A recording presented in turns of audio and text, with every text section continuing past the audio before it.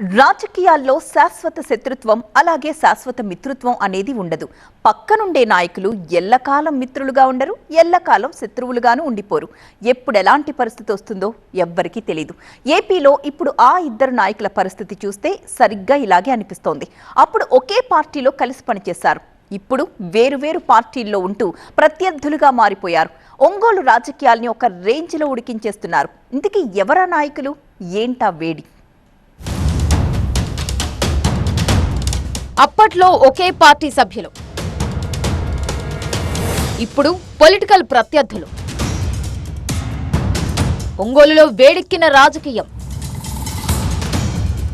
Balineni versus Chevireddy. గడిచిన ఎన్నికల్లో YCP నుంచి మాజీ మంత్రి బాలినేని శ్రీనివాసరెడ్డి ఒంగోలు అసెంబ్లీకి పోటీ చేస్తే అదే పార్లమెంటు స్థానం నుంచి చెవిరెడ్డి భాస్కర్ రెడ్డి బరిలో దిగారు. ఫలితం మాత్రం ఇద్దరికి రివర్స్లోనే వచ్చింది. ఆ తర్వాత వైసీపీ పరిస్థితులు కూడా రివర్స్ అయిపోయాయి. పార్టీకి రాజీనామా చేసిన బాలినేని జనసేనలో చేరిపోయారు. గత కొంతకాలంగా హైదరాబాద్లోనే ఉంటున్నారు.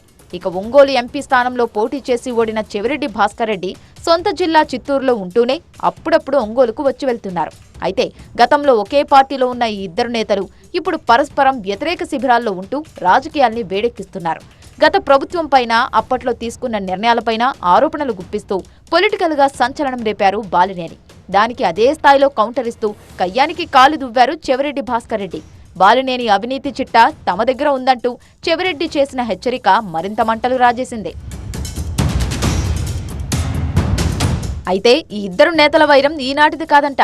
వైసీపీలో ఉన్నప్పుడు కూడా ఒకరంటే ఒకరికి పడేది కాదని టాక్. ఇటీవల ఎన్నికల్లో ఒంగోలు వైసీపీ ఎంపీ అభ్యర్థిగా చెవిరెడ్డి భాస్కర్ రెడ్డిని బరిలో దింపడం బాలినేనికి నచ్చలేదట. మరోసారి మాగుంట శ్రీనివాసరెడ్డికే అవకాశం ఇవ్వాలంటూ చివరి వరకు వైసీపీ అధిష్టానంతో పోరాటం చేశారు. అయితే బాలినేని మాట కాదని చెవిరెడ్డికే ఎంపీ టికెట్ ఖరారు చేశారు జగన్. దీంతో అప్పటి నుంచి అసంతృప్తి పెంచుకున్న బాలినేని ఎన్నికల ఫలితాల తర్వాత అధికార కూటమిలో చేరిపోయారు. దీంతో ఒంగోలు పార్లమెంటు వైసీపీ ఇన్ఛార్జిగా చెవిరెడ్డి పేరును ప్రకటించింది వైసీపీ అధిష్టానం. దీంతో మరోసారి ఇద్దరు నాయకుల మధ్య వైరం మొదలైంది. గతంలో తాను విద్యుత్ మంత్రిగా ఉన్నప్పుడు జరిగిన ఒప్పందాలపై వివాదం తలెత్తడంతో తనకేమీ తెలియదంటూనే జగన్పై విమర్శలు గుప్పించారు బాలినేని. అప్పట్లో మంత్రులకు జగన్ ప్రాధాన్యత ఇచ్చేవారు కాదంటూ తీవ్ర ఆరోపణలు చేశారు. బాలినేనిపై చెవిరెడ్డి సైతం అదే స్థాయిలో విరుచుకుపడటంతో ఒంగోలు రాజకీయం ఒక్కసారిగా ఒక రేంజ్లో వేడెక్కింది. మాజీ సహచరులు ఇప్పుడు ప్రత్యర్థులుగా ఢీ అంటే ఢీ అనుకోవడం జిల్లా రాజకీయాలను షేక్ చేస్తుందనే అభిప్రాయం వ్యక్తమవుతోంది. ఒక పక్క జనసేన నాయకులు, మరో పక్క వైసీపీ నేతలు బాలినేని చెవిరెడ్డిల పరస్పర ఆరోపణలు, విమర్శలకు అనుగుణంగా స్పందిస్తూ లోకల్ గా హీటు పెంచే ప్రయత్నం చేస్తున్నారు.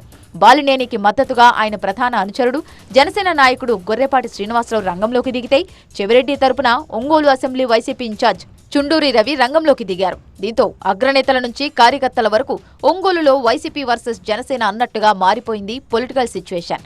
నిన్నటి వరకు ఒకే పార్టీలో ఉంటూ చట్టాపట్టాలేసుకుని తిరిగిన నేతలు పార్టీలు మారగానే పోట్లగిత్తల్లా తలపడుతుండడం రాజకీయ వర్గాల్లో ఆసక్తి రేపుతోంది.